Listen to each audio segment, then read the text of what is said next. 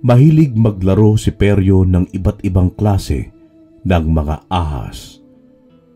Ito ang kinagisnan niyang mga kaibigan simula noong bata pa siya. Mas gusto pa niyang makipaglaro sa mga makakamandag na mga ahas kaysa sa mga mapanukso niyang kababata. Naging tampulan siya ng pambubuli dahil sa kaliskis sa likod ng kanyang mga tenga at ang kakaiba nitong mga mata na ang kulay ay may hahalin tulad sa mga ahas. Nalaman ni Peryo mula sa kanyang ina na ang dahilan kung bakit siya nagkaroon ng kakaibang mga mata at kaliskis ay dahil daw siguro umano sa paglilihi ng ginang noong ipinagbubuntis siya nito. Nalinawan lamang ang binata nang marinig niya ang paliwanag ng kanyang ina. Hindi naman niya ito masisisi, kaya ang ginawa na lamang niya ay sa kagubatan na lamang siya naglalaro at sa mga kaibigan niyang ahas siya nakikipaglibang sa pamamagitan ng larong tago-taguan. Magkagayunman ay hindi tumitigil ang kanyang ina sa laging pagpayo sa kanya. Nalayuan at tigilan na niya ang makipaglaro sa mga ito dahil masyadong delikado ang mga ahas kapag natuklaw siya ng mga ito. Subalit dahil sanay na si Peryo ay hindi ito nakinig sa ina. Masaya kasi siya sa kanyang ginagawa kaya hindi siya nagpapigil. Cobra! Hanapin mo ko! Ikaw naman ang taya ngayon ha! Huwag kang mandadaya! Tila ba naiintindihan naman siya ng mga ahas na kanyang kinakausap. Nagagawa din niyang halikan ng mga ito nang hindi siya kinakagat. Ganon ang naging takbo ng pamumuhay ni Peryo sa araw-araw hanggang sa dumating ang isang pangyayaring babago sa sistema ng kanyang buhay. Namatay ang ina ni Peryo dahil inatake ito sa sakit sa puso. Matagal na din silang iniwan ng kanyang ama dahil ayon sa kwento ng kanyang ina ay sumama ito sa ibang babae. Naging ulilang lubos ang binata. Dahil sa sobrang kalungkutan ay lumipat ito ng tirahan pagkatapos mailibing ang kanyang ina. Sa gitna ng kagubatan siya lumipat. Kasama ang mga kaibigang ahas ay nabuhay ng simple at tahimik ang binata. Pangunahing kabuhayan ng binatang si Bebong ay ang pagbebenta ng mga buko sa pamamagitan ng pag-aangkat sa mga bunga ng mga tanim nilang puno ng nyog o di kaya naman ay paggawa ng buko juice para ibenta. Mayroon siyang yung tinatawag na food cart na may bisikleta, kaya pwede siyang magruta sa matataong lugar. Bata pa lamang ay ganoon na ang sistema ng pamumuhay ni Bebong dahil yun ang namulatan niyang trabaho ng kanyang ama at ina. May kaya naman dati sa buhay ang mga magulang ng binata, subalit simula nang naaksidenteng mahulog ang kanyang ama mula sa inakyat nitong puno ng nyog at na-stroke naman ang kanyang ina dahil sa init ng panahon. Kaya sila naging baldado pareho, kaya unti-unting naubos ang kanilang pera hanggang sa sila ay naghirap. Mabuti na lamang at masipag saka mabait na anak si Bebong. Hindi siya yung tipong binata na puro luho, bisyo at paggagala lamang ang alam. Ang tanging libangan lamang ng binata ay ang maghanap ng mga gagamba sa bukid. Sa kanya ito pinaglalaban, pero pinapakawalan din niya ang mga ito kapag oras na ng kanyang trabaho. Dahil sa naipundar niyang negosyo, ay natutustusan niya ang araw-araw nilang pangangailangan lalo na ang maintenance na gamot ng kanyang mga magulang. Mayroon din siyang naitatabi kahit na papaano para kapag dumating ang oras ng pangangailangan ay mayroon siyang madudukot para panggastos. Isang araw, habang nangunguha ng mga buko ang mga binata sa inakyat niyang puno ng nyog, ay may napansin siyang isang lalaki na nasa tansya niya ay kanya itong kaedaran. Medyo malawak din ang kalupaan ni Bebong kaya hindi siya nawawalan ng ibinebenta niyang mga buko sa araw-araw. Nagtataka ang binata dahil sa isang kubo na hindi masyadong mapapansin kung sa biglaang tingin ang pinasukan ng binata. Kaya naman, dali-dali siyang bumaba para puntahan at makita at makausap para alamin kung sino ang nagbigay ng pahintulot na magtayo ng isang bahay na kanyang matitirhan.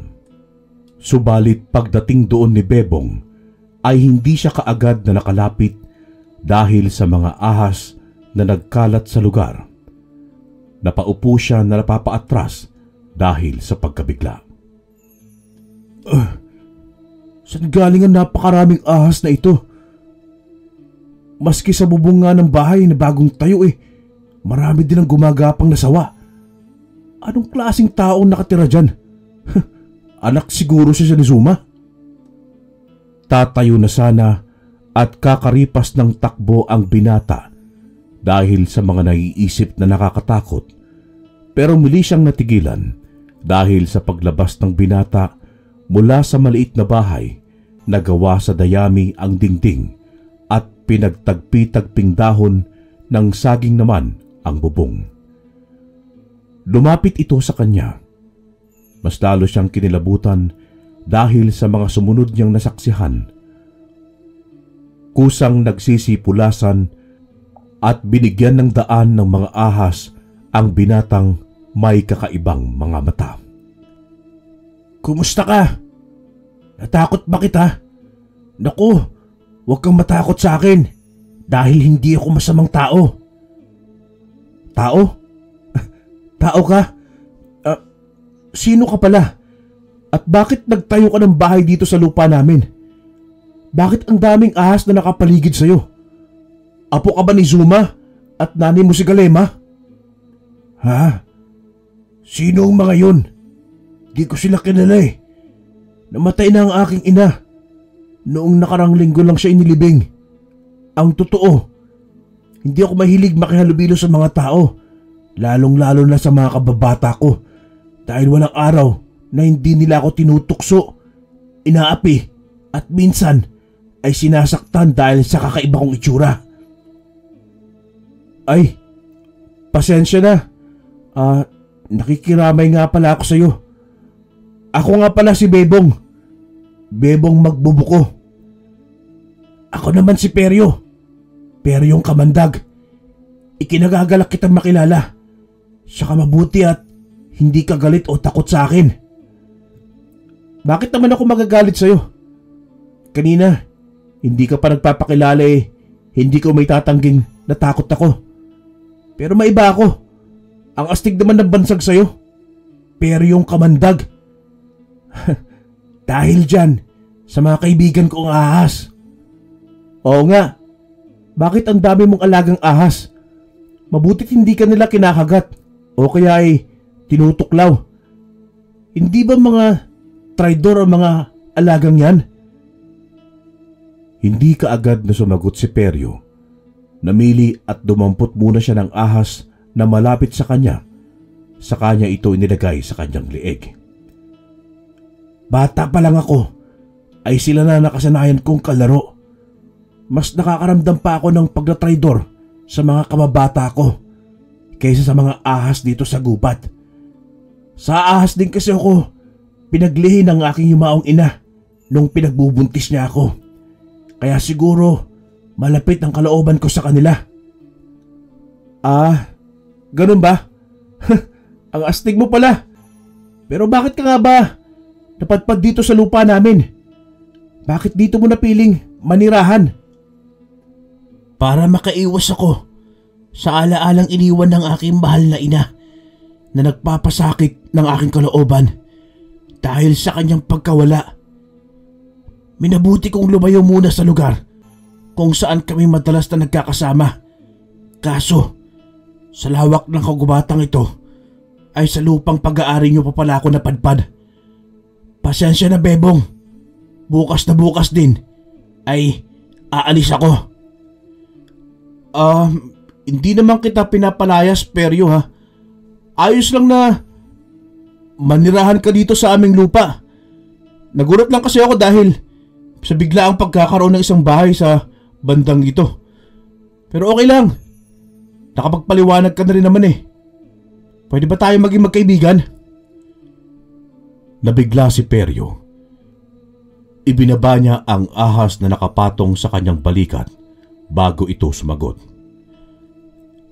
Sa kabila ng pagkatao ko, ay gusto mo pa rin akong maging kaibigan.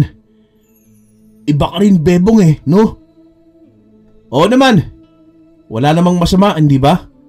Tsaka, ikaw magiging kauna-unahang kaibigan ko kung sakali. Kasi, puro lamang ako trabaho sa buong buhay ko eh. Yun ay kung matatanggap mo ko bilang bago mong kaibigan at kalaro. Aba, oo naman. Magaan naman ang loob ko sa'yo eh. Tsaka alam kong mabait ka at mapagkakatiwalaan. Kaya Bebong, kinagagalak kitang makilala. Ganon din ako, Peryo. Aking kaibigan. Magmula noong araw na yon, ay naging malapit na ang dalawa sa isa't isa. Dinadalhan pa ni Bebong si Peryong ng mga masasarap na pagkain, katulad ng lechon manok at adobong karne ng baboy. Lahat ng pangangailangan ni Peryo ay sinagot lahat ni Bebong, hanggang sa madalas na niya itong kasama sa pagkuha ng mga buko. Nagagawa na rin niyang makasama ang binata sa kanilang bahay at kanyang maipakilala ito sa mga magulang. Dahil sa likas na mabait ang mga magulang ni Bebong, ay pinatuloy nila sa Peryo sa kanilang tahanan hanggang sa doon na nila ito pinatira at itinuring siyang isang tunay na kapamilya. Mas malupit pa sa magkapatid ang naging tratuhan ni Peryo at Bebong sa isa't isa, kaya naman nangako silang dalawa na walang mangiiwan sa ere. Nagpatuloy ang ganoong takbo ng kanilang buhay hanggang sa dumating ang isang araw na susubok sa katatagan ng pasensya ni Peryo dahil sa trahedyang magaganap. Bebong, Tol, pwede bang magpaalam? Ibig ko sabihin papasyal lang ako sa amin. Titignan ko lang ang naiwan kong bahay namin at lilinisan na rin. Ikaw, kung sasama ka, babalik din naman ako kaagad mamayang gabi. Naku Tol, gustuhin ko mang samahan ka. Hindi maaari. Walang titingin kina inay at itay. Saka sayang ang araw kung hindi ako makakapagtinda ng mga buko. Total kamo babalik ka naman kaagad. Kaya magpasama ka na lang sa mga kaibigan mong ahas sa gubat. Tiyak namang hindi ka nila pababayaan O sige, salamat sa pahintulot mo Tol ha. Mag-iingat ka sa pagtitinda mo. Bansot ka pa naman. Makabansot to, kala mo hindi kulot. Pero sa lahat ng mga kulot na nakilala ko ikaw yata ang hindi salot, Peryo. Nagtawanan ang dalawa dahil sa kanilang sariling kakulitan. Pagkatapos ay nagpatuloy na sila sa pagpitas ng mga buko para muling maibenta sa merkado. 8:00 na nang madala ng dalawa ang mga buko sa palengke gamit ang isang mini elf. Yun ang service ni Bebong na panghakot niya sa mga paninda. Pagkatapos ng mga gawain, ay saka pa lamang tumuloy si Peryo sa kanyang pag-alis. Kabisado na din naman niya ang daan, kaya madali lamang siyang nakarating sa luma nilang bahay. Nadatnan niya itong maraming sapot sa loob at labas. Pinamugaran din yon ng iba't ibang klase ng mga ahas na makakamandag. Sa katunayan ay may mga nangitlog pa doon at ang iba ay napisana. Para namang nakabantay ang mga iba dahil paikot-ikot lamang ang mga ito sa paligid ng lumang tahanan. Naku naman, mahaba-habang linisan ito ah. Pasensya na mga kaibigan kung maistorbo ko ang inyong pamamahinga. Pero kailangan ko munang ilipat ang inyong mga itlog dahil lilinisin ko muna ang aming munting bahay. Alam niyo naman, tanging ito lamang ang naiwang alaala ng aking yumaong ina. Kaya maintindihan niyo sana ako. Simula nang lumipat ng bahay at pinamugaran ng mga ahas ang bahay ni Peryo, ay iniwasan na rin ng kanilang mga karatig kapitbahay ang magawi roon. Ang iba ay nagpasyang ilipat ang kanilang bahay malayo sa kanilang lugar dahil sa takot silang matuklaw ng mga ahas. Kumalat din ang balitang patay na ang binata. Di umano'y may nakakita sa kanyang taga roon sa mismong loob ng kanilang bahay na pinuputaktin ng uod at ang hinala nila ay tinuklaw siya mismo ng mga ahas na kanyang ginawang kaibigan. Kaya magmula noon ay naging masukal na ang parting yon dahil tuluyan ng pinabayaan ito ng mga residente. Nagtulong-tulong na lamang ang mga ito sa pagpapatayo ng matataas na sementong bakod para mabigyan nila ng harang ang mga ahas at hindi makatawid sa kanilang mga kabahayan. Matyagang nilinisan ni Peryong ang loob at labas ng lumang bahay, eksaktong magkagabi na nang siya'y matapos. Pagkatapos kainin ang mga dalang pagkain para sa kanyang hapunan, ay humiga muna siya saglit sa kanyang dating kwarto. Subalit, hindi niya namalayan na siya ay nakaidlip. 11:00 na ng gabi nang siya ay magising dahil sa isang sawa na paulit-ulit na gumagapang sa kanyang tiyan. Tila may gusto itong sabihin pero hindi naman ito maunawaan ng binata. Napaghandaan naman ni Peryo ang kadiliman ng gabi dahil nagdala siya ng flashlight na maliit pero maliwanag na kasyang-kasya sa kanyang bulsa. Pagkakuha niya ito at pagkabukas ay tumambad sa kanya ang napakaraming ahas na iba't ibang kulay at laki, pero ang ipinagtataka niya ay iisang direksyon ang kanilang pinupuntahan. Kinutuban ng masama ang binata dahil ang direksyong tila itinuturo ng kanyang mga kaibigan ay pabalik sa bahay ng mga kumupkup sa kanyang isang mabuting pamilya. Lumabas siya ng bahay. Sinundan niya ang mga ahas na sama-samang nagsisigapangan. Tila pinoprotektahan din siya ng mga ito dahil mayroon ding nakasabay sa kanya sa magkabilaang gilid at may nakabantay din sa kanyang likuran. Habang papalapit siya sa bahay ni Bebong, ay mas lalo itong kinukutuban ng masama. Palakas ng palakas ang kabog ng kanyang dibdib at mas nadagdagan yon nang madatnan niya ang mga tao sa labas. Sandali! Ano pong nangyayari dito? Pero walang sumagot sa kanya. Ang iba ay napatakip sa kanilang mga bibig na may kaunting nararamdamang awa sa binata. Bebong! Anong nangyayari ha? Parang pinagsakluban ng langit at lupa si Peryo sa sumunod na nakita. Kitang-kita niya ang mga bangkay ng 3 taong kumupkup sa kanya at itinuring siyang totoong kapamilya na naliligo sa mga sariling dugo. Wakwak ang mga tiyan at nawawala ang mga lamang loob. May 2 butas din ang leeg ng mga ito na tila nilapa ng mababangis na nilalang. Hindi ito totoo! Hindi! Bebong! Nay! Tay! Diyos ko! Hindi! Nag-unahang bumagsak ang mga luha sa mata ng binata. Dahil sa nararamdamang matinding emosyon ay nawalan siya ng malay tao. Madaling araw na nang magising ang binata. Nang maisip niya ang nangyari kagabi, ay napabalikwas siya sa pagbangon. Natagpuan niya ang sarili na nasa kwarto kung saan siya pinatuloy ni Bebong. Dali-dali siyang lumabas para hanapin uli ang mga ito. Nagbabakasakaling panaginip lamang ang lahat ng masalimuot na tumatak sa kanyang isipan. Subalit, mga pulis ang nadatnan niya sa kanilang sala. Sinabi ng isa sa mga nag-imbestigang pulis ang naging resulta ng kanilang investigasyon. Ayon dito ay isang grupo ng mga drug addict ang nanloob sa kanilang bahay.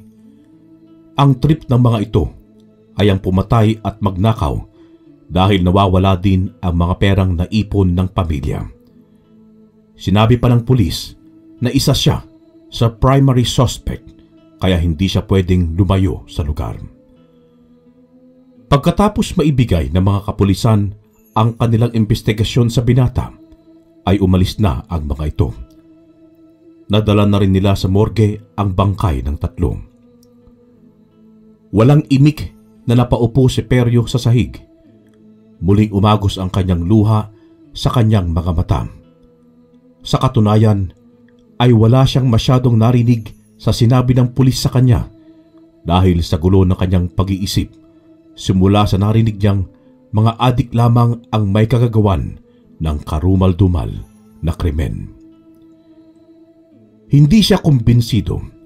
Alam niyang hindi basta-bastang pangkaraniwang tao ang may kagagawan ng lahat ng yun, kaya nabuo sa kanyang isipan ang isang plano. Muli siyang pumasok sa kanyang kwarto. Napatingin ito sa kanyang unan nang hindi sinasadyang may nakikita siyang papel na nadadaganan ang kalahati. Pagkuha niya yun ay kasabay ng pagkahulog ng isang tumpok na pera sa sahig. Binuhat niya ang unan at doon tumambad ang lahat ng inipong pera ni Bebong sa napakatagal na panahon. Ibinaling niya ang atensyon sa papel at doon niya nakita ang sulat kamay ng kaibigan na sadyang para sa kanya. Maski hindi nakatapak sa paaralan si Peryo, ay matyaga naman siyang naturuan ng kanyang ina kung paano ang magbasa at magsulat. Peryo, kapag nabasa mo itong sulat, ay marahil patay na kaming lahat. Sa iyo ko pagkakatiwala ang lahat ng naipon kong pera, tol, dahil hindi ko ito madadala sa hukay. Ikaw nang bahala sa aming mga labi. Pasensya na, Peryo. Hindi ko na matutupad ang pangako nating walang iwanan. Hindi namin matukoy ni na inay at itay kung anong klaseng mga nilalang ang nasa labas ng bahay. Nagpupumilit silang makapasok at ang sumilip ako sa bintana ay kitang-kita ko kung paano nilalapain ang alaga nating mga aso.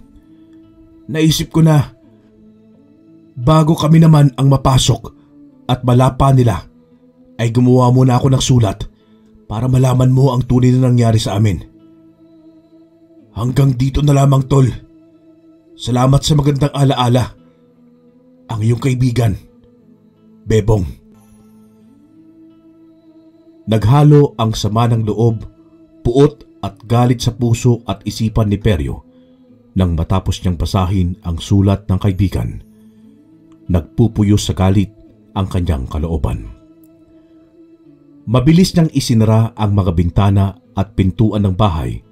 Pagkatapos ay doon na niya inilabas ang kanyang hinaing. Bebong!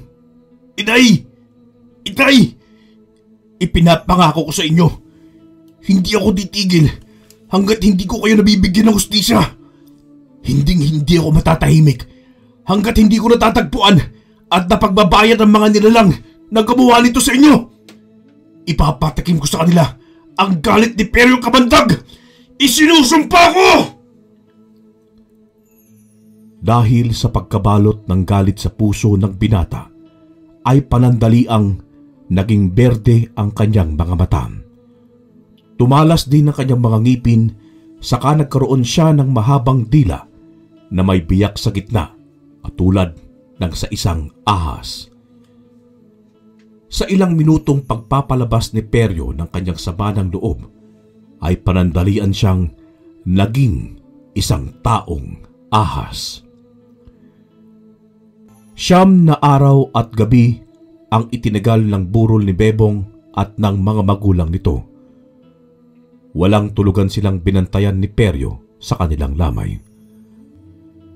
Gustong iparamdam ng binata na sa mga huling sandaling makakasama niya ang mga ito, ang taos-puso niyang pasasalamat dahil sa naging mabuti sila sa kanya at trinato bilang tunay na kapatid at anak. Napatunayan naman ng mga pulisya na walang kasalanan ang binata, kaya hindi na nila binantayan pa ang bawat niyang galaw. Sa harap ng puntod na naging pangalawang pamilya ni Peryo, ay nag-iwan ito ng mga pangako.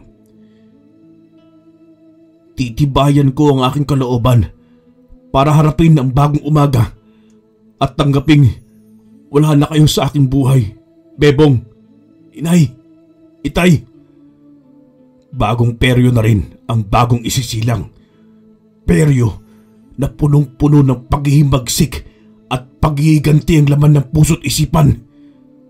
Saka lamang ako matatahimik kapag nakamit ko na hustisya para sa inyo. Paalam mga mahal ko sa buhay, hanggang sa muling pagkikita.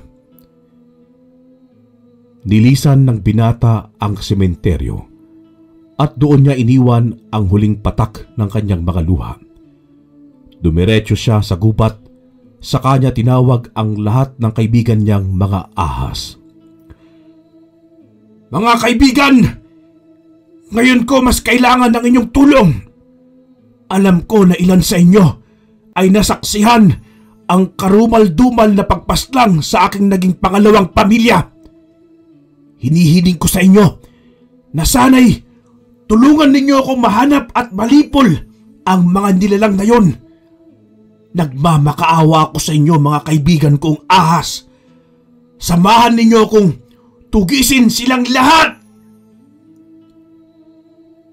Sa iba't ibang direksyon, nagsipulasan ang mga ahas.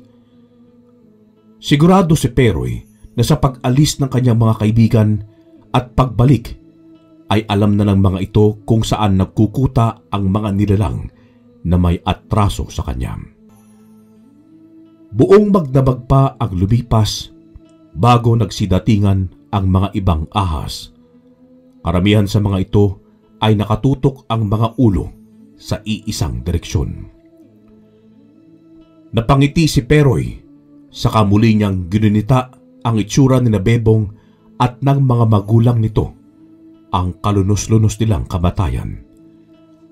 Kaagad na nabuhay ang puot sa kanyang puso, kasabay nun ang pagbabago niya ng pagkatao bilang si Peryong Kabandag. Sinundan niya ang mga nagsisigapangang mga ahas. Muli namang nagkaisa ang mga ito na tinahak ang iisang direksyon. Sa kalagitnaan ng kanilang paglalakbay, ay may naamoy si Peryo na nagpadagdag ng kanyang galit. Sigurado siyang isang malaking ahas na patay ang kanyang naamoy. Hindi nga siya nagkamali ng hinala dahil sa may hindi kalayuan ay natanaw niya ang isang sawa na halos kasing laki ng kanyang braso ang inuuod na. Napansin pa ng binata na may mga marka din ito ng 2 butas, gaya ng mga marka sa leeg ni Bebong. Marami ding mga kalmot at nabiyak din ang tiyan ng malaking sawa. Wala din ang mga lamang loob nito. Pati ang mga ahas ay mararamdaman ng galit dahil sa kanilang mga huni. Ramdam ng mga ito ang nararamdamang galit ni Peryo. Mahigit 1 oras pa ng paglalakad. Tuluyan nang nakarating ang pangkat na mga ahas sa kuta ng mga nilalang na may mababangis na itsura. Abala ang mga ito sa kani-kanilang mga gawaing bahay. Parang normal na tao lamang silang may simpleng pamumuhay. Subalit, nagbago ang lahat ng yun nang makita ng mga ito ang binatang si Peryo na nasa normal ding pagkatao. Binilinan din muna niya ang mga kaibigang ahas na magpaiwan muna sa gubat at hintayin ang hudyat. Maski nakasarado ang mga bibig na nakatingin ang mga residente ng lugar na yon sa binata, ay hindi pa rin nakaligtas sa mga mata ni Peryo ang nagsitutuluan nilang mga laway. Alam kong hindi kayo mga pangkaraniwang tao, kaya wag na kayong magbalat kayo. Nandito ako para magiganti dahil sa nangyari sa 3 tao na walang kalaban-labang pinaslang ng mga nilalang na kagaya ninyo. Mga hayop kayo! Hindi na napigilan pa ng binata ang sarili. Talagang diretsahan na niyang sinabi ang kanyang pakay sa mga ito. Isang lalaki naman na walang damit ang naglakad palapit sa kanya ng bahagya. Kaibigan, mukhang naliligaw ka yata. Ako nga pala si Goreng, tumatayong leader ng lugar na ito. Ano ba ang sadya mo? At mukhang galit na galit ka. Huwag ka nang magkunwaling walang alam. Matanda ka na, pero siniwaling ka pa rin. Ano bang klaseng nilalang kayo at nagagawa niyong pumatay ng mga inosenteng tao sa napakabrutal na paraan? Dahan-dahan ka na ng pananalita mo, kaibigan. Huwag kang mamintang na walang sapat na ebidensya. Baka maging mitsa yan ng iyong buhay. Kung ang lahi naman namin ang gusto mong malaman, ay sasabihin ko sa'yo. Kami ay mga aswang. Kaya umalis ka nang kung mahal mo pa ang buhay mo habang nakakapagpigil pa kami. Sa puntong yun ay tumaas na ang boses ng matandang lalaki. Pero tinawanan lamang siya ni Peryo. Umalis? Hindi ako pwedeng umalis hanggat hindi niyo napagbabayaran ang pagpatay sa aking mga naging pangalawa kong pamilya. Buhay ang kinuha ninyo, kaya buhay rin ang magiging kabayaran. Dahil sa matigas mong ulo, ay mapipilitan kaming patayin ka at lapain. Mga kasama, sugurin ang bintangerong yan! Inutusan din ni Peryo ang mga kaibigan niyang ahas. Mula sa mga sanga ng puno ay nagpatihulog ang mga ito. Nagulat naman ang mga aswang dahil sa pambihirang kakayahan ng binatang kayang pasunurin ang mga ahas sa gubat. Habang naglalaban-laban, ay nakisali na rin si Goreng sa paglipol sa mga kalaban. Dahil doon, ay hindi naman hinayaan ni Peryo na matalo sila sa laban, kaya inilabas nito ang tunay niyang anyo. Naging kulay berde ang kanyang balat na may nakapalibot na makakapal na kaliskis. Naging berde din ang kanyang mga mata at ang kulot niyang buhok ay naging maliliit na mga ahas. Nagkaroon din siya ng mahabang buntot hanggang sa naging ganap na siyang taong ahas. Lahat ng kanyang nakakagat na mga aswang ay kaagarang bumubulagta sa lupa habang bumubula ang mga bibig.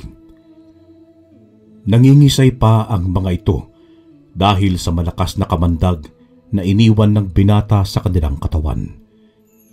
Tinatangka naman siyang lapain ng mga aswang na nagmumula sa kanyang likuran, subalit hindi bumabaon ang kanilang mga pangil dahil sa kapal ng kanyang kaliskis, kaya sa huli ay sila ang tinutuklaw ni Peryo.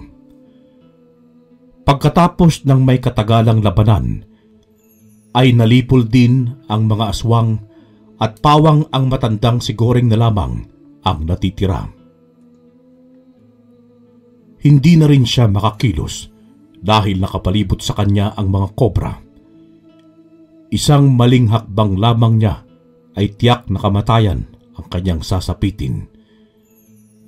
Bago ako mamatay, ay hayaan mong sabihin ko muna ito sa'yo para naman maipaghiganti mo talaga ang mga tinutukoy mong mga mahal sa buhay na nais mong ipaghiganti.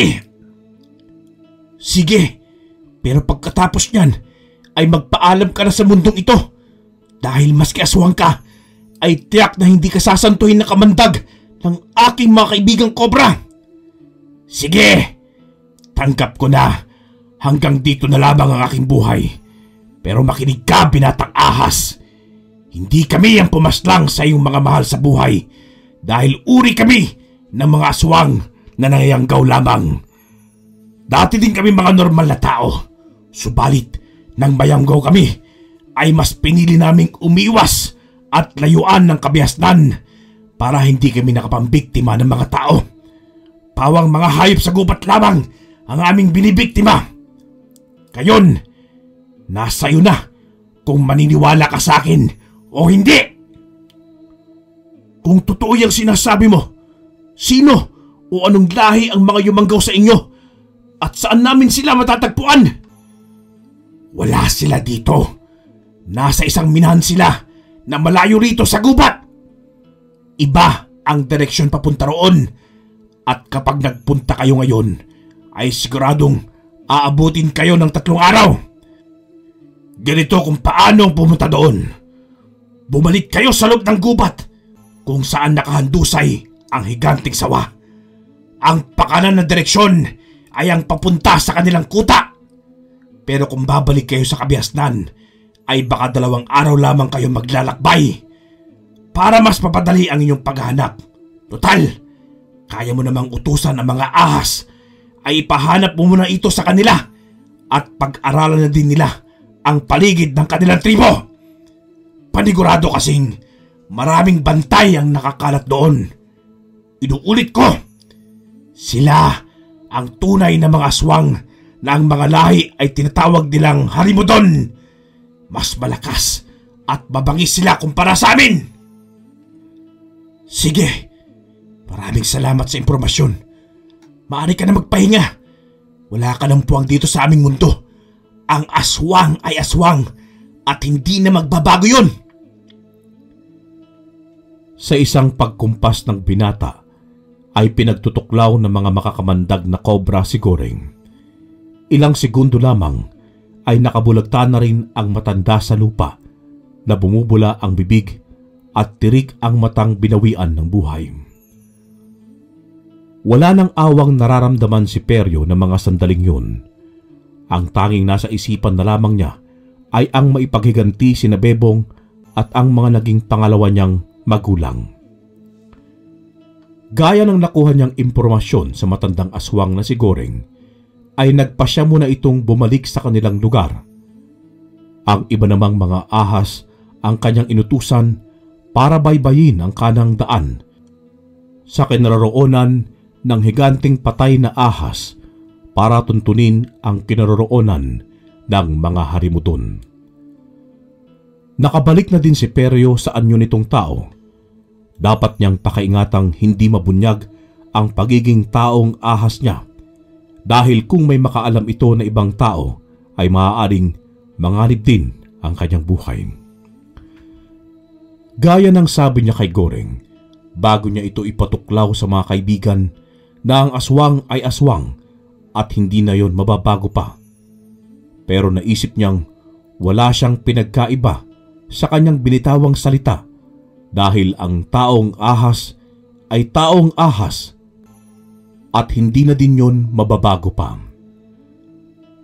Alam niyang matatagalang bumalik ang mga inutusan niyang ahas dahil may kalayuan din ang lugar.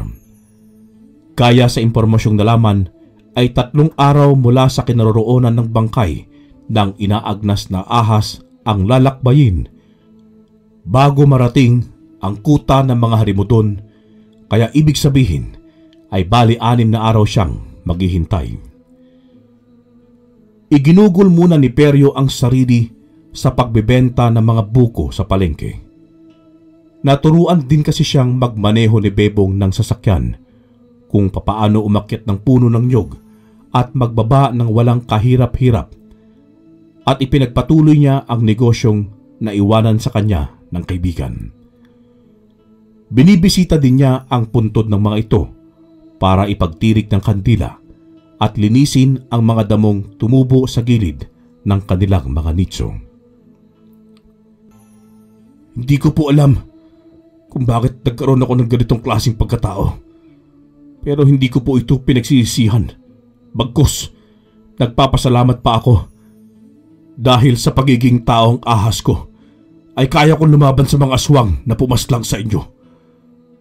Malapit ko na pong matupad ang aking mga pangako. Kaunting araw na lamang ang aking hihintayin. Matatahimik na din kayo, Bebong, Nay, Tay. Mabilis ang paglipas ng mga araw hanggang sa dumating na rin ang mga ahas na naganap sa kuta ng mga harimuton. Ayon sa mga reaksyon ng mga ito, ay kailangan nilang magmadali. Napakunot naman ang noo ng binata dahil mukhang may kakaibang nagaganap.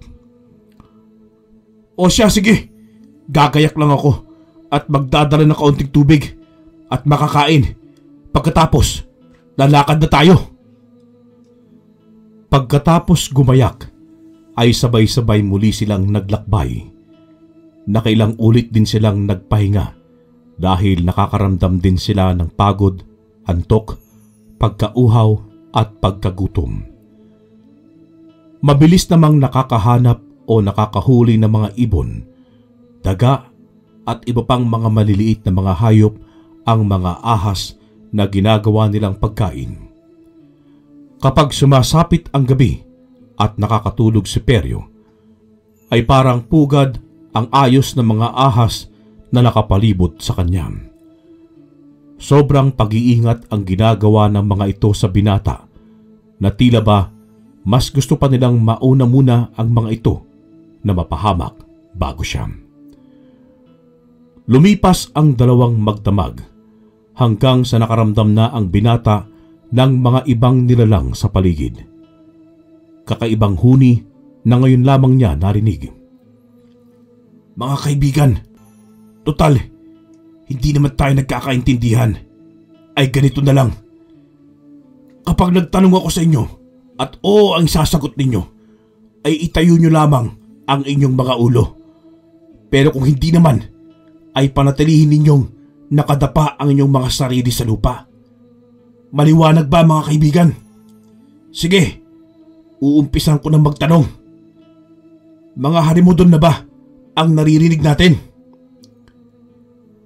Itinaas ng mga ahas ang kanilang mga ulo.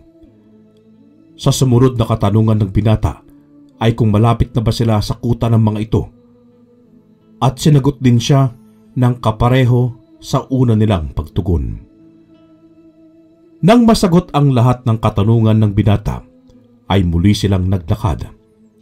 Walang ano-ano'y may bigla na lamang bumagsak sa lupa na kakaibang klase ng nilalang, pero walang ipinagkaiba sa mga nayanggaw na laging aswang ang kanilang mga matang mapupula at nanlilisik. Kaagad ding namatay ang mga ahas na natapakan nito, kaya ang ibang mga ahas na nasa harapan ni Peryo ay iniamba ang kanilang mga panuklaw. Sino ka namang hambog ka na humaharang sa aming dinaraanan? Isa ka bang harimudon, ha? Sumagot ka kaagad dahil nagmamadali ako bago kita paslangin. Tumawa muna ang nilalang bago sumagot ng oo. Kaagad na nagpantig ang tenga ng binata at sa isang iglap lamang ay naging isa siyang taong ahas. Napaatras ang lalaking harimudon, pero dahil sa taglay na bilis ng isang ahas ay mabilis siyang nilapitan ng binata sa tinuklaw sa leeg. Hindi pa nakontento ang mga kobra at pinagtutuklaw pa nila ang harimudon sa iba't ibang bahagi ng katawan nito hanggang sa tuluyan ng mamatay. Ipinakita ng mga ahas sa nilalang na yun ang kanilang galit sa pagkamatay ng kanilang mga kasamahan na inapakan niya lamang kaya namatay ang mga ito. Naging kalmadong muli ang lahat na ipinagpatuloy ang pagbagtas sa dinaraanan. Mga huni ng mga tila baboy ramo, pero nakakilabot sa pandinig ang sumunod na narinig ni Peryo. Habang palapit sila ng palapit sa isang lugar, sa kagubatang may mga nakabakod na mga kahoy, ay mas lalong lumalakas ang mga huning naririnig. Sa isang hudyat ng binata, ay nagsipulasan sa iba't ibang direksyon ang mga ahas. Pagkatapos ay bumalik muna ito sa anyo niyang tao. Tuluyan nang nakapasok si Peryo. Iba ang nararamdaman niyang aura sa paligid. Mabigat sa pandama at nakakatakot para sa isang normal na taong makakapunta doon. Naglakad pa siya ng marahan hanggang sa marating niya ang tila isang ilog na nagmistulang koral na pinamumugaran ng mga baboy ramo na hindi normal ang mga laki. Sakalang napansin ni Peryo nang lumapit pa ito ng bahagya sa kanila. Nandisik kaagad ang kanilang mga mata nang unti-unting naging mga aswang na harimuton. Kung hindi ako nagkakamali, ay kayo na ang mga hinahanap kong pangkat na harimuton na pumaslang sa aking mga naging pamilya.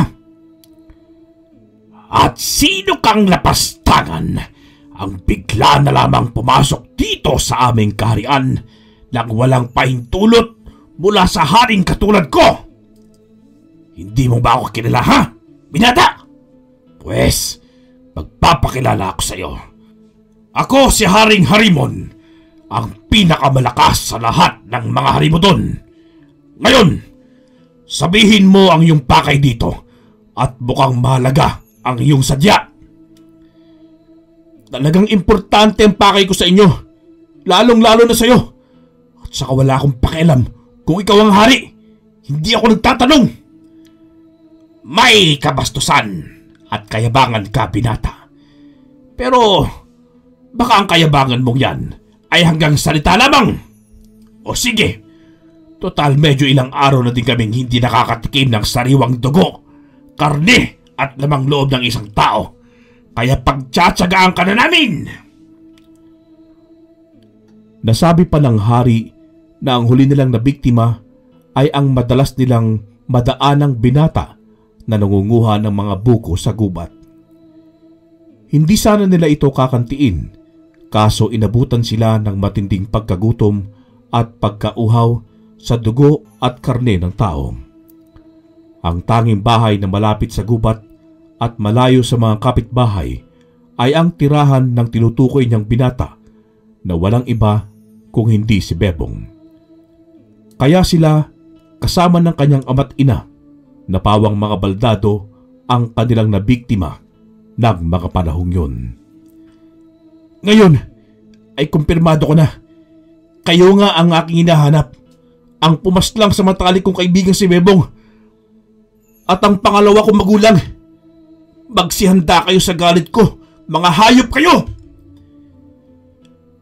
Kagaya ng nangyari sa kuta ng mga Nayanggaw, ay nagsilabasan ang mga napakaraming ahas sa iba't ibang direksyon.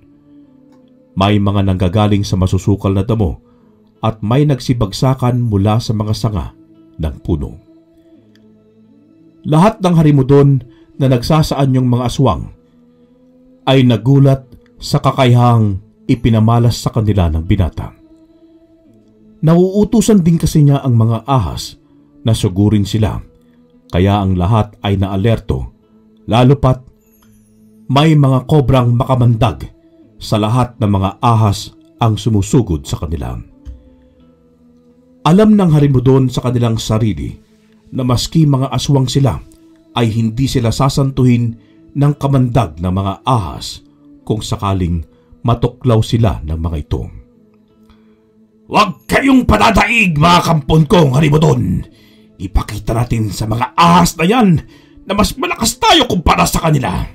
Ipatikim natin ang bagsik ng ating pagkaaswang. Lapain silang lahat! Ang katapangang yun ng hari ay biglang naglaho nang magpalit si Peryo ng kanyang katauhan bilang isang makamandag na nilalang.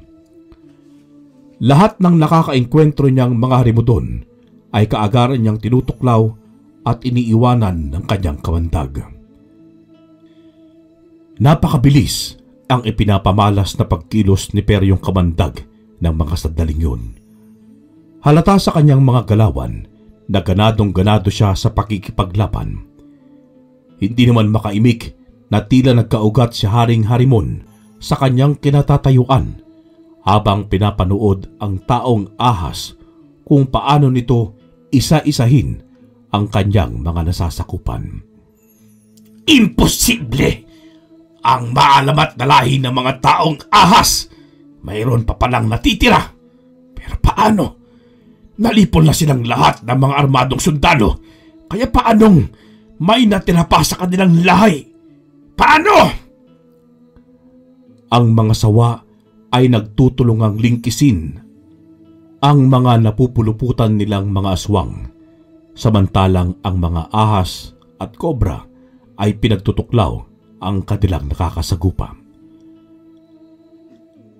Kanya-kanyang uri ang nagtutulungan ng mga sandaling yun para maiwasan ng mga ito na babawasan ang kanilang bilang.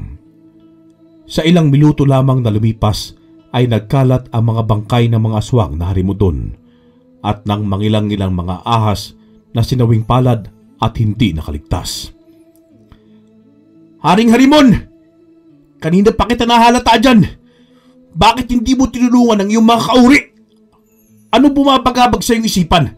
At tila ba, takot na takot ka sa akin? Ano ang iyong nalalaman? May kinalaman ba ito tungkol sa nakaraan sa aking buhay? At kung bakit ako naging taong ahas? Isinumpa ba ako ng isang nilalang? Sumagot ka! Wala pa ring boses ang nagmumula sa hari na kasalukuyang nasa loob pa rin ng kanyang pagbabalik-tanaw mula sa nakaraan.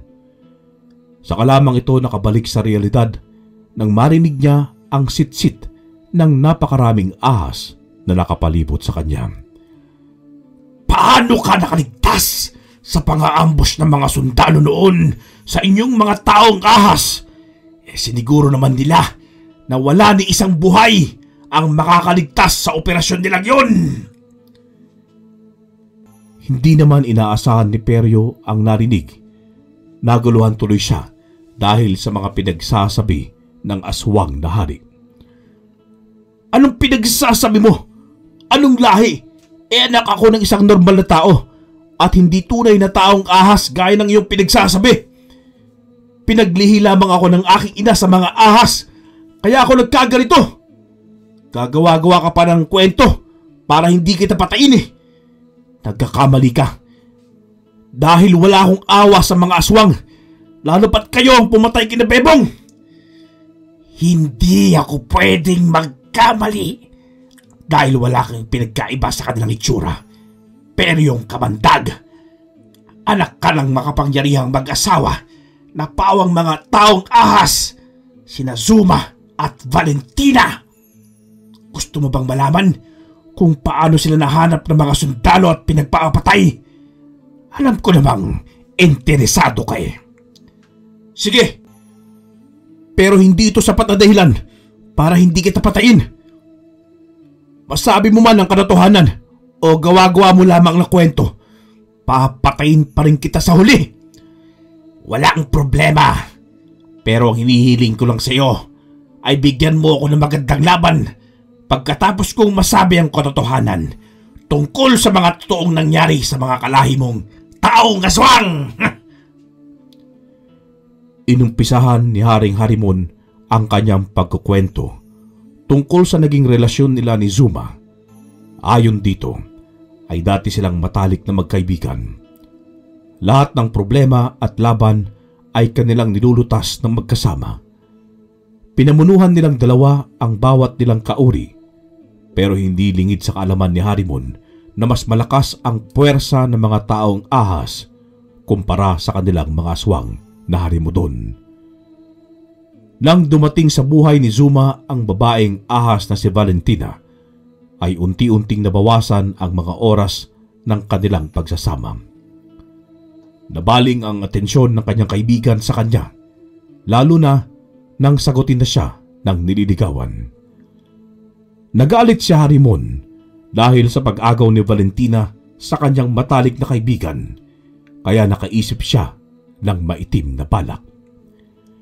Kasama ng kanyang mga kauri ay nagpaalam si Harimon kay Zuma na bubukod na sila at maghahanap ng sariling lugar sa gubat na kanilang paghaharian. Tumutol sa una ang lalaking ahas, pero sa huli ay pumayag din ito. Mas lalong tumindi ang tampo ni Harimon dahil sa pakikialam sa kanilang usapan ni Valentina, hanggang sa umabot na siya sa sukdulan. Bumaba ng gubat si Harimon. Nagpanggap itong isang normal na tao. Dumiretso ito sa kampo ng mga sundalo. Sa kanya sinabi na may nakita siyang kuta ng mga taong ahas sa loob ng gubat. Hindi kaagad naniwala ang mga sundalo. Subalit, nagboluntaryo si Harimon na samahan sila sa lugar kung saan niya nakita ang mga kinasusukluman niyang mga nilalang. At nang mapatunayan ng mga sundalo na totoo ang sinasabi ng lalaki sa kanila, hindi nila alam na isa itong aswang na mapagpanggap ay sa kanila pinagplanuhan ng mabuti ang pagtugis at paglipol sa mga ito. Isang araw na pagplaplano lamang ang lumipas at nang dumating ang iba pang batalyon ng mga sundalong tinawagan ng kanilang opisyal, dala-dala ang matataas na kalibre ng mga baril, ay sa kanila inumpisahan ang kanilang operasyon. Dahil sa pagkabigla, ay walang nagawa ang mga taong ahas kung hindi ang saluhin ang mga bala ng mga baril ng kanilang mga katawan. Sa ilang sandaling pagpapaulan ng mga bala at pampasabog ay nalipol ang mga ito kasama sina Zuma at Valentina na nasa loob na ng gubat na natagpuan ang kanilang mga bangkay. Nagdiwang ang mga harimuton dahil sa natamasan nilang tagumpay bilang mga traidor na kaibigan. Simula din ng araw na yon ay nagpakasama na sila ng tuluyan. Sila din ang umisa-isa sa mga sundalong tumulong sa kanila para mawala sa kanilang landas ang mga taong ahas. Unti-unti nilang biniktima ang mga ito hanggang sa maubos ang mga sundalong nakakaalam sa mga nangyaring pagtambang sa mga taong ahas. Dahil sa binulgar mong kademonyuhan, ay mas lalong dapat kitang patayin. Hindi ko man sigurado kung sila nga ang lahi na aking pinanggalingan, pero para sa akin ay wala kang puwang dito sa mundo, traidor ka! Ang mga dapat sa katulad mo ay pahirapan muna bago patayin. Kagaya ng sinabi ko sa iyo, ay kung maaari, bigyan mo ako ng patas na laban. Hindi ka naman siguro duwag. Hindi ako kagaya mong traidor, hudas at duwag. Isang duwag lamang ang makagagawang ipagkanulo ang itinuring na isang matalik na kaibigan dahil lamang sa pansariling kapakanan. Sa mga katotohanang isinampal ni Peryo sa mukha ni Haring Harimon, ay nagngit-ngit ito sa galit. Sinabi nito na hindi siya duwag at nagawa lamang niya ang mga bagay na yon dahil sa pagkainsulto. Mas lalo namang ipinagdiinan ng binatang ahas na karuwagan ang ginawa nito sa mga taong ahas hanggang sa nawalan ito ng kontrol at nag-umpisang magwala. Sa ginawa niyang yun ay kanya din palang pagsisisihan. Hindi niya napansin ang mga kobra at ahas sa kanyang paanan na naghihintay lamang ng kanyang maling hakbang. Kaagad na namanhid ng unti-unti ang mga paa ng hari hanggang sa mabuwal ito sa lupa. Dahan-dahan namang kumakalat ang kamandag na mga ahas sa kanyang katawan na mas lalong nagpahirap sa kanya. Humingi ka ng magandang laban, Pero ikaw naman mismo ang nagbukas sa pintuan para mapabilis ang iyong kamatayan. Kung iniisip mong trinidor kita, ay nagkakamali ka dahil alam mong kanina ka pa binabantayan ng aking mga kaibigan na naghihintay lamang ng mali mong pagkilos. Ngayon, Haring Harimon, namnamin mo ang paghihirap ng unti-unting namamatay. Pagtalikod ni Peryo ay pinutakti ang hari ng mga galit na mga ahas. Saka lamang siya nilubayan ng mga ito nang isa na siyang malamig na bangkay. Puno ang buo niyang katawan ng mga tuklaw ng ahas, pati ang kanyang mga mata ay hindi pinalagpas ng mga ito. Pagkatapos nilang malipol ang lahat ng mga aswang at makasigurong wala nang natira, ay nilisan na nila ang lugar. Pagkabalik ni Peryo sa bahay na namanan niya kina Bebong, ay kinausap niya ng masinsinan ang lahat ng kaibigan niyang ahas. Mga kaibigan, salamat sa lahat na nagawa ninyong tulong sa akin. Pero kailangan ko nang magpaalam sa inyo. Pagsisimula uli ako ng panibagong buhay pagkatapos kong alamin mula sa matatanda naming kapitbahay kung ano nga ba ang tunay kong pagkatao. Sisikapin ko ding hindi na bumalik sa pagiging taong ahas. Huwag kayong mag-alala.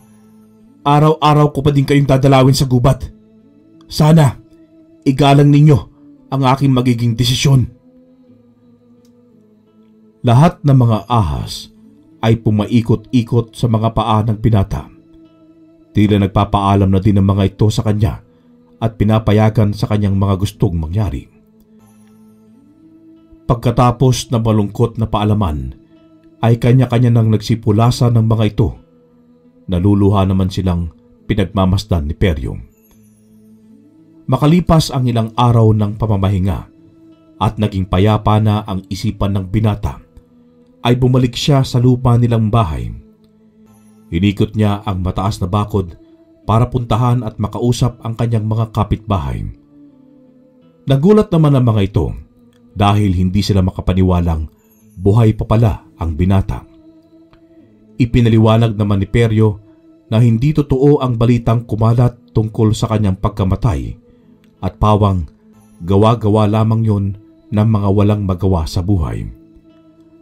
Hanggang sa may nakapagturo sa kanya sa isang taong pwedeng makasagot sa kanyang mga katanungan tungkol sa kanyang totoong pagkatao. Sinamahan pa siyang magpunta sa mismong bahay para personal itong makausap. Hindi naman nabigo si Peryo na malaman ng katotohanan. Isang matandang babae ang kanyang nakausap. Sinabi nito sa kanya na prangkahan na ampun siya ng kinagisnan niyang ina. Sinabi pa ng matanda na napulot lamang siya sa gubat dahil sa hindi magkaanak ang kinilala niyang ama at ina ay inampun siya ng mga ito. Baog kasi ang babaeng tumayong kanyang ina kaya iniwan sila ng kanyang naging tatay-tatayan. Sa puntong yun ay maliwanag na ang lahat kay Peryo. Malaki ang posibilidad na siya ang anak ng mag-asawang ahas na tinutukoy ng haring aswang na si Harimon na kanyang trinidor. Pumunta siya sa puntod ng kinalakihan niyang ina. Imbis na magalit ay nagpasalamat pa siya ng taus-puso. Inay, alam kong may dahilan ng lahat kaya ninyo tinago ang aking tunay na pagkatao. Maski hanggang sa huling sandali ng inyong buhay. Naiintindihan ko po kayo at wala akong sama ng loob. Laking pasasalamat kong kayo ang nagpalaki sa akin bilang isang mabait na magulang. Hinding-hindi po kayo mawawala sa aking puso't isipan. Mahal na mahal ko po kayo, inay. Dumiretso din siya sa sementeryo kung saan nakaburol ang naging pangalawa niyang pamilya pagkatapos niyang pagpasalamat sa kinagisnan niyang ina. Sinabi nito sa puntod ni Bebong na nagtagumpay siya sa pagkuha ng hustisya para sa kanilang kamatayan. Nangako din siyang hindi na muling babalik ang kanyang pagkatao bilang isang peryong kabantag na siyang lumipol sa mga aswang na harimuton kasama ang mga kaibigan niyang ahas sa gubat. Wakas.